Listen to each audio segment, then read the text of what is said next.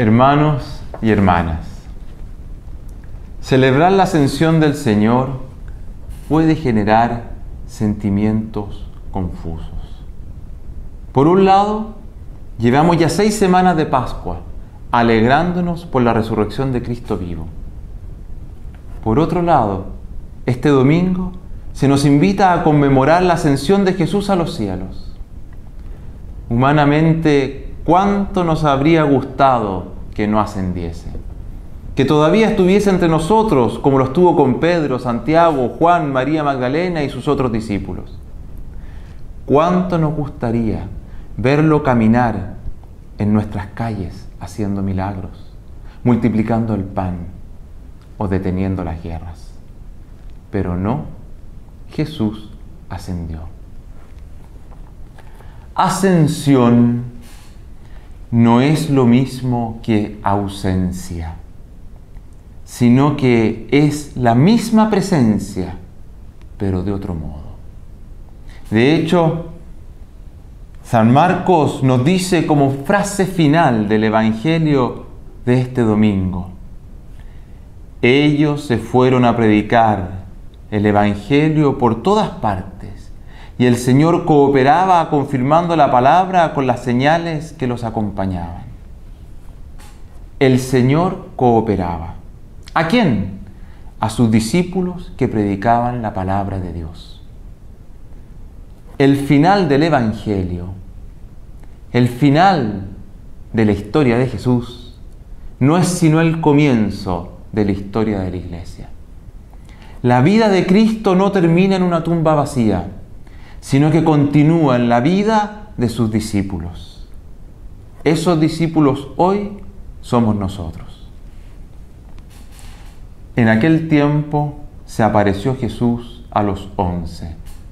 Así comienza el Evangelio que se proclama en la Ascensión.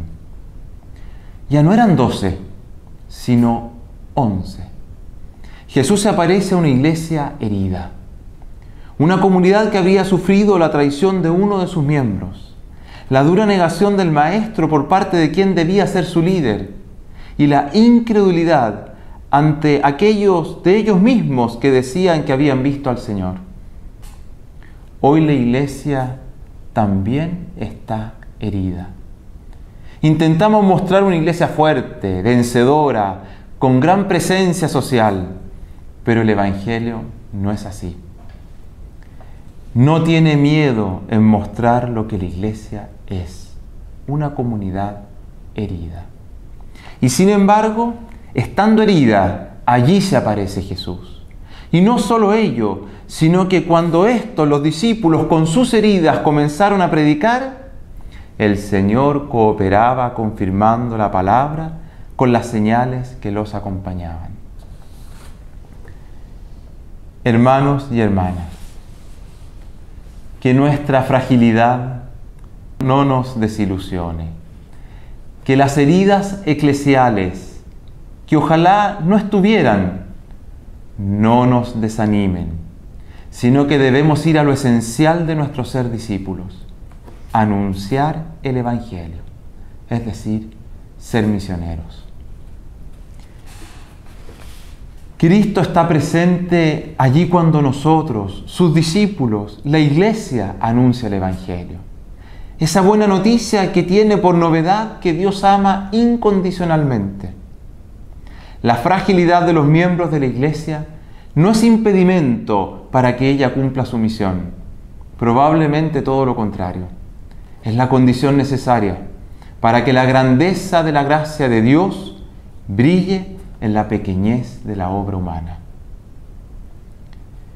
Es importante notar que Jesús pide predicar el Evangelio, no obligar al otro a que se convierta. Cuando en la historia de la Iglesia la obligación de predicar ha sido confundida con la obligación de convertir, tristemente se ha hecho mucho daño. Y lo sabemos bien. La conversión de la persona humana no es obra nuestra, es obra del Espíritu Santo. A nosotros se nos pide colocar con todo respeto la semilla de la palabra de Dios en el corazón del prójimo. Esta quedará allí como la semilla en la tierra. Si es terreno bueno y se abre a la gracia de Dios, sin duda dará fruto a su debido tiempo. Ir por el mundo buscando conversiones no fue el encargo de Jesús, sino id al mundo entero y proclamad el Evangelio a toda la creación. Que ojalá un hermano, un hijo o un amigo se convierta, sí, pero eso ya es obra de Dios en su corazón, el cual jamás pasará a llevar la libertad humana. Pero se convierta o no, no condiciona en nada nuestro amor hacia Él.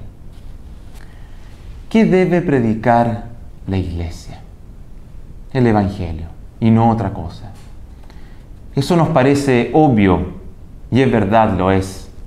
Pero por serlo, lo podemos olvidar. O por el pecado humano, o por las fuerzas culturales y sociopolíticas marcadas de ideologías, lo podemos tergiversar. Cuando en vez de predicar a Cristo, nos predicamos a nosotros, o predicamos nuestra idea de Dios, o predicamos un conjunto de normas, o predicamos solo doctrina, o predicamos alguna ideología, no estamos respondiendo al mandato de Jesús. Y tampoco estamos cumpliendo con nuestro deber social como Iglesia. Cristo se hace presente y coopera confirmando la palabra de sus discípulos cuando se anuncia de palabra y obra el Evangelio, y no otra cosa. Ese Evangelio que, como veíamos tan claramente el domingo pasado, tiene que ver con el amor. Así, celebrar la ascensión del Señor es recordar la fragilidad y la misión de la Iglesia: ser presencia de Cristo hoy.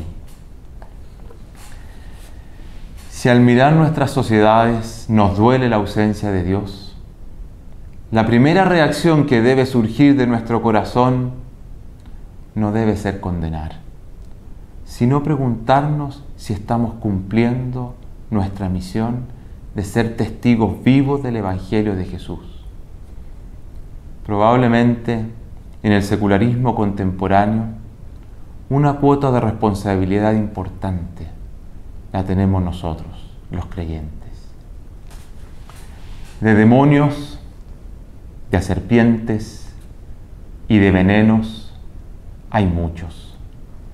El demonio de la ambición, el demonio de la ira, la serpiente del dinero, la serpiente del poder, el veneno de la inmortalidad y el veneno de tantas ideologías.